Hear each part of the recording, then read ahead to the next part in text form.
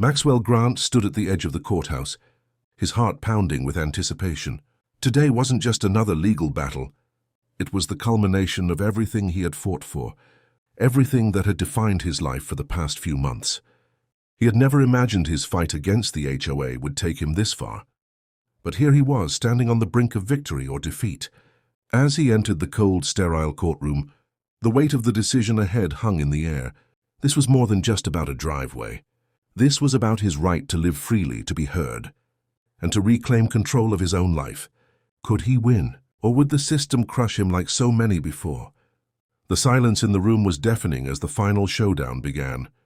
Maxwell Grant had always prided himself on leading a calm, orderly life in the peaceful suburban neighborhood he called home. In 2025, however, his world was turned upside down by a cold letter from the Homeowners Association, HOA. The letter informed him that his private garage entrance, which he had always used, was no longer permissible.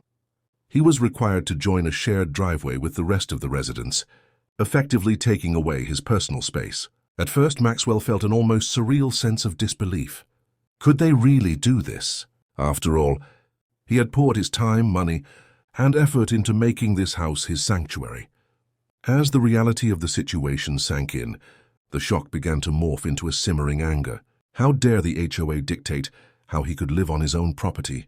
He had always followed the rules, paid his dues, and never caused trouble, yet now they were stripping away his sense of privacy and control. The sense of helplessness he felt was suffocating. Every time he imagined the shared driveway, a knot tightened in his stomach. His home was no longer his own. The thought of ceding to the HOA's demands filled him with dread, but also with a growing fire that he couldn't ignore. He couldn't just let this slide. Maxwell wasn't the kind of person to accept defeat without a fight, but this was more than just a minor inconvenience. This was a challenge to his personal freedoms, a direct confrontation with the very essence of his independence. At night he lay awake, wrestling with his thoughts. The more he thought about it, the more determined he became. He couldn't allow the HOA to dictate his life. They had no right to control his every move, no right to take away what he had built. That was when an idea struck him, a bold, creative solution. It wasn't just about defying the HOA. It was about reclaiming his autonomy. He would build a drawbridge over the shared driveway and dig a trench, legally cutting off access to the shared path. It was audacious, yes, but it was within his rights. It would be a statement, something no one would ever forget. As he sketched out the plans, Maxwell could feel a sense of excitement building. He wasn't just fighting for a garage. He was fighting for his freedom. But that didn't mean it would be easy. The tension in his chest grew as he imagined the HOA's reaction. Would they try to sue him? Would they retaliate in some way? The uncertainty made his heart race, but it also pushed him forward. He wasn't sure if his plan would work, but he knew one thing for sure: he had to try. Maxwell Grant sat at his desk, his mind racing as he stared at the cold, impersonal message from the HOA. The association had already taken away his sense of privacy, and now they were threatening legal action. The powerlessness he felt was suffocating. Every inch of him screamed for a way out, a way to fight back. But the reality of the situation crushed him. The email spoke of penalties and fines, of rules he couldn't bend. His stomach churned as he reread it, hoping for a mistake. But it was real. This was happening. He leaned back in his chair, the weight of the world pressing on his chest. How could they do this to me? The question echoed in his mind over and over. He had worked so hard for his independence, for the small freedoms that made his home his own, and now they were being taken away. The injustice of it felt unbearable. For a moment, the impulse to give up, to let them win, surged within him. What was the point in fighting? The HOA had the law on their side, and he was just one man against an organization that wielded far more power. It seemed hopeless.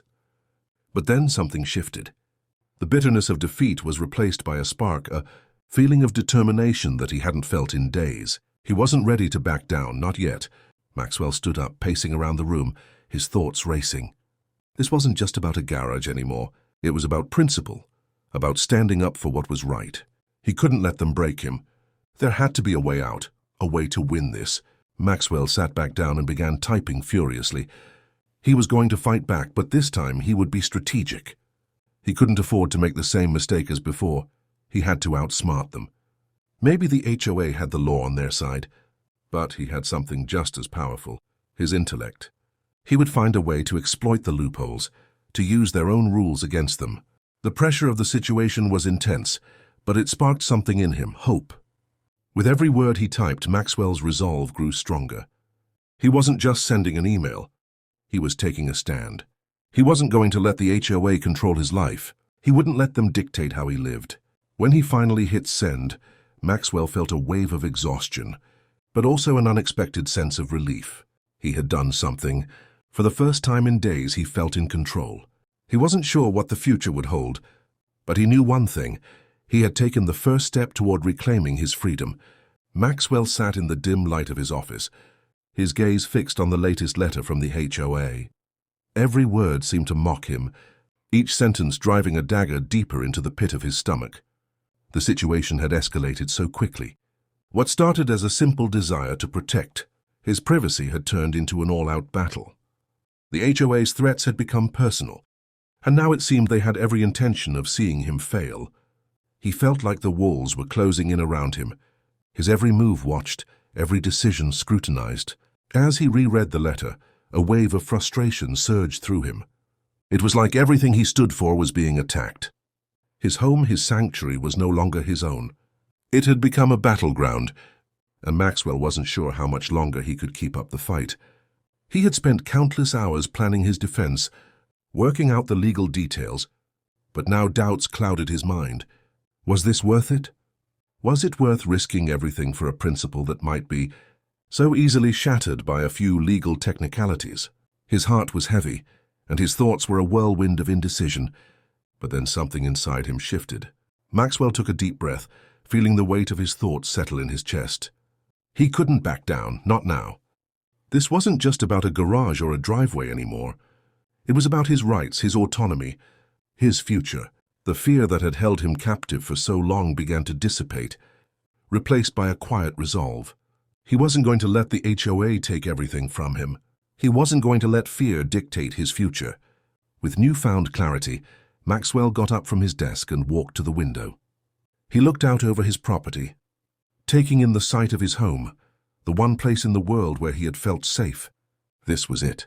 He wasn't going to give in to the bureaucracy that was trying to steal his peace. He would fight, not with anger or reckless defiance, but with strategy. He would outsmart them. He had to.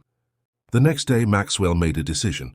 He would go to the HOA office and confront Mrs. Flanders, the one person who had led this crusade against him. He was going to take a stand. As he drove to the office, every step felt like a final one, a step closer to reclaiming what was rightfully his. His heart raced in anticipation, but this time, it wasn't fear that gripped him.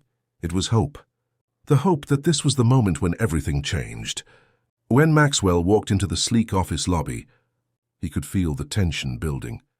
Mrs. Flanders would not make this easy, but he was ready. The battle wasn't over yet. But he knew one thing for sure.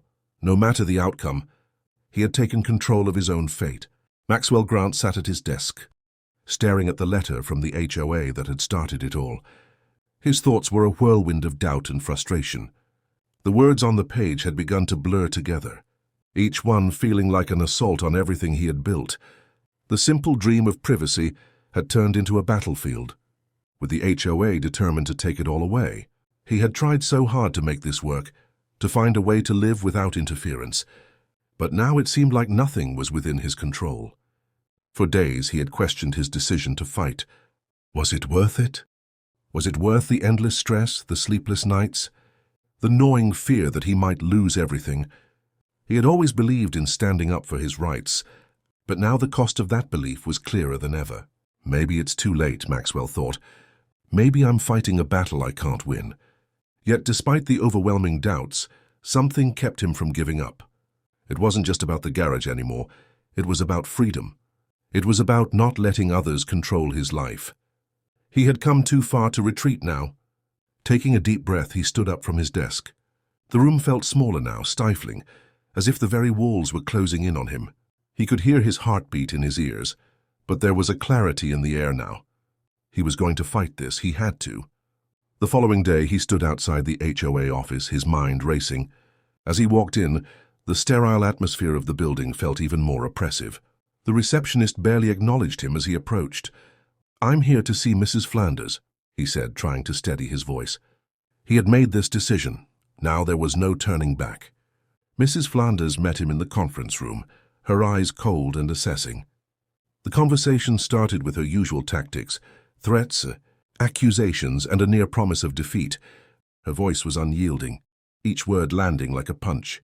Maxwell's hands clenched at his sides, but he refused to let the fear take over. This was his moment. "You're wrong," he said suddenly, his voice firm, surprising even himself. "This isn't about a driveway. It's about standing up for my right to live as I see fit." His heart raced, but now the words flowed with more conviction. For the first time, Mrs. Flanders paused. Her expression faltered, if only for a second. It wasn't much, but it was enough. Maxwell knew this wasn't the end. The fight wasn't over, and perhaps it never would be. But in that moment, something shifted. Mrs. Flanders didn't have all the answers, and neither did he, but at least now they were on equal ground. "Maybe you're right," she said, her voice softer than before. But the finality that had once defined her words was gone. Maxwell left the office with a mixture of relief and apprehension. This battle wasn't over, but he had taken the first step, and that was enough for now. Maxwell Grant had always believed in the importance of standing up for what he believed was right. His life had been a series of quiet decisions, small victories that, over time, built the foundation of his independence. But now everything he had worked for was being threatened by the HOA. What had once been a peaceful existence had turned into a never-ending battle. And Maxwell was exhausted. The stress had begun to wear on him, gnawing at his spirit, but he knew he couldn't let go. He sat at his kitchen table, staring at the pile of documents in front of him. His mind kept racing, circling back to the same question: is this worth it? The HOA had made their position clear. They weren't going to back down, and neither was he. The weight of his decision settled over him like a heavy blanket. If he didn't fight now, what would be left? The more he thought about it, the more he realized that the battle wasn't just about the garage or the driveway. It was about reclaiming his life, asserting control over his own space. The hearing was only days away. Maxwell had done everything he could. He'd read every regulation, gathered every shred of evidence. But despite all his preparations, a wave of doubt still gripped him. What if the HOA's lawyers had more power? What if they had already stacked the deck against him? His heart clenched at the thought, but he quickly forced it away. He had come this far, and there was no turning back now. This was more than just a legal fight. It was a fight for his autonomy, for his right to live freely. The night before the hearing, Maxwell couldn't sleep. His mind raced through every possible outcome, imagining how the day would unfold. Would he win? Could he possibly defeat an organization with so much power? What if he lost everything? The fear of failure gnawed at him, but a strange sense of determination kept him awake. He had come too far to give up now. He had to fight for his right to decide his own fate. The next morning, Maxwell walked into the HOA building, his stomach churning with anticipation. He could feel the eyes of the bureaucrats upon him, each step echoing in the sterile hallway. Mrs. Flanders was already sitting at the head of the table, her cold eyes fixed on him. She wasted no time with pleasantries. The hearing began immediately, and Maxwell felt the pressure mount as he made his case. But as the hours dragged on, Maxwell began to notice something unexpected. The stern expressions of the HOA officials softened slightly, and Mrs. Flanders, for the first time, seemed unsure of her position. The doubt in her eyes was small, but it was there, and in that moment Maxwell realized something.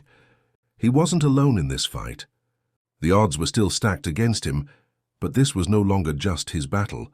It was a fight for his dignity, for his right to be heard. Maxwell stood tall, his voice steady as he made his final argument. The uncertainty had turned into something more hope, and for the first time in weeks, he felt in control. Maxwell stood at the threshold of the HOA building, his breath shallow as he glanced up at the towering structure. Every step toward the door felt like a battle in itself. The past few weeks had been a whirlwind of frustration, sleepless nights and uncertainty. What had started as a simple fight for his privacy had evolved into something much bigger, something that threatened to define his future. The weight of the situation pressed down on him as he entered the building, the sterile, impersonal lobby greeting him like an adversary. He knew what he was up against, a powerful organization, the HOA with lawyers and resources far beyond his own. Inside the conference room, Mrs. Flanders sat across from him, her stern gaze never wavering. She had been the face of the HOA's relentless pursuit of his rights, and today their final confrontation was about to unfold. Maxwell's heart beat faster as he took his seat.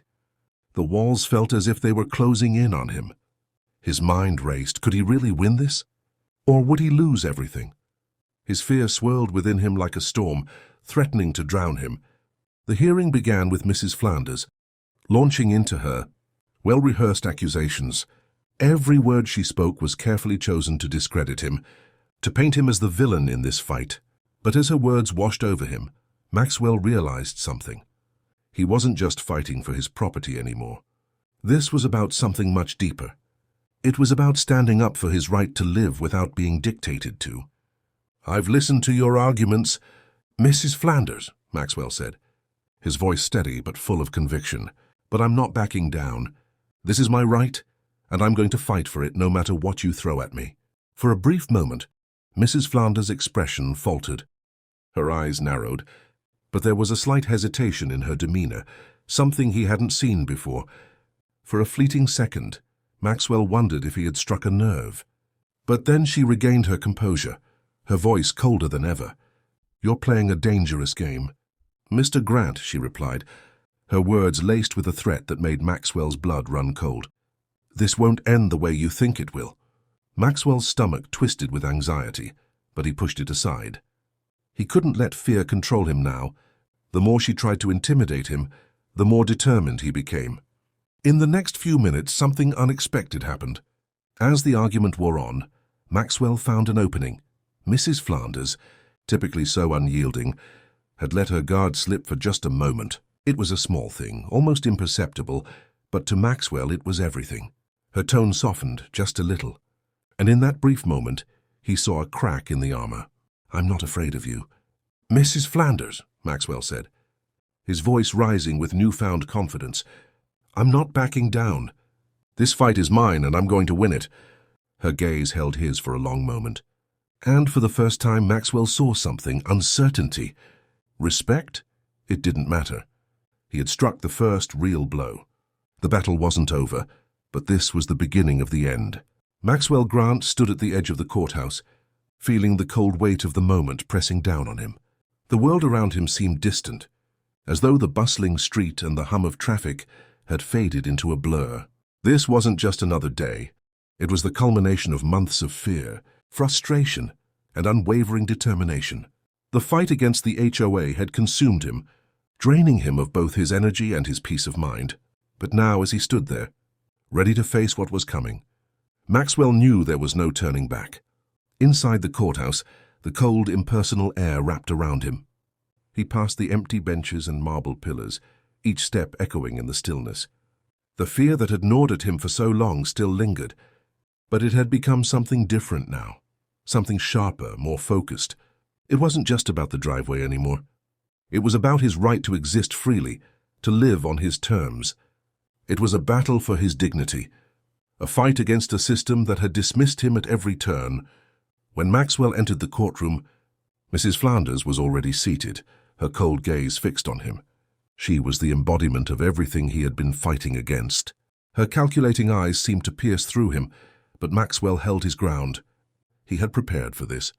He had pored over every detail, rehearsed every line of defense. But as he stood in front of her, his heart raced with uncertainty. Could he really win this? Would all his efforts be enough? The hearing began, and Mrs. Flanders wasted no time. She laid out her arguments with practiced precision, attempting to discredit Maxwell at every turn. Each word from her felt like a slap, but Maxwell didn't flinch. He had come too far to be rattled now. The more she pressed him, the more determined he became. But just as the tension in the room reached its peak, an unexpected twist came. One of the lawyers representing the HOA, someone Maxwell had never met, leaned forward and casually mentioned, "There have been several complaints about your behavior in the neighborhood. Mr. Grant, you're not just challenging the driveway, you're challenging the entire community." The words stung. They were trying to turn the entire neighborhood against him. Maxwell's stomach twisted with anxiety. But in that moment, something shifted within him. He had been backed into a corner once again, but now he was ready to fight. "You can throw all the accusations you want at me," Maxwell said, his voice steady, despite the storm inside him. "But this is about my right to stand up for myself. This is about principle, and I won't back down." The room went silent, and for the first time, Maxwell saw something in Mrs. Flanders' eyes, a flicker of doubt. It was fleeting, but it was there. In that moment, Maxwell realized that this wasn't just his fight anymore. It was a fight for all the people who had been silenced by bureaucracy. And for the first time in weeks, he felt a spark of hope. Maxwell stood in the courtroom, his heart hammering against his chest. The weight of the moment settled on his shoulders like a physical presence. This was it, the culmination of everything he had fought for. His right to live freely, to protect his home, to preserve his dignity. The hearing had been long, and every word exchanged between his lawyer and the HOA's legal team had only increased the pressure. He could feel his thoughts swirling in a storm of doubt and hope. Would this be enough? Would I win? The judge, a stern figure, glanced at both parties before leaning forward. His silence stretched across the room, a taut thread that seemed to hold everything in place. Maxwell could feel the tension radiating from the other side of the courtroom where Mrs. Flanders sat. Her cold eyes never left him, her confidence unwavering. Yet in the silence, Maxwell noticed something, a slight tension in her posture, a crack in her armor. For the first time, she seemed uncertain. Maxwell's heart skipped a beat. This was his chance. The judge cleared his throat, and for a moment, Maxwell thought he might not speak at all. Then, in a calm but firm voice, he spoke. "After considering both arguments carefully, I believe Mr. Grant has presented a strong case." Maxwell's breath caught in his throat. He had done it. He had actually won. But the judge continued, and the words that followed took a sharp turn. "I'm ruling in Mr. Grant's favor," the judge said, "but the resolution is not complete. There are conditions that must be met.